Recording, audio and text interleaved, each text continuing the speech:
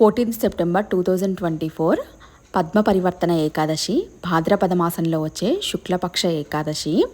దీనినే పరివర్తన ఏకాదశి అంటారు, పద్మనాభ ఏకాదశి అని కూడా అంటారు. ఆషాఢ మాసంలో యోగనిద్రకు ఉపక్రమించే శ్రీ మహావిష్ణువు ఆ 2 నెలలు ఎడమవైపుకు తిరిగి పడుకుంటారు. ఈ రోజున స్వామి కుడివైపుకు ఒత్తిగిల్లుతారు, అందుకే దీనిని పరివర్తన ఏకాదశి అంటారు. ఈసారి శనివారం మరియు ఏకాదశి 2 కలిసి వచ్చాయి. శ్రీ మహావిష్ణువుకి ఎంతో ప్రీతికరమైన రోజు. గోవిందనామాలు కానీ విష్ణు సహస్రనామం కానీ పారాయణం చేస్తే మంచిది. ఏకాదశి ఉపవాసం చేసేవాళ్ళు ఈ రోజున ఉపవాసం ఉండి మరుసటి రోజు ద్వాదశి రోజున పారాయణం అయితే చెయ్యాలి.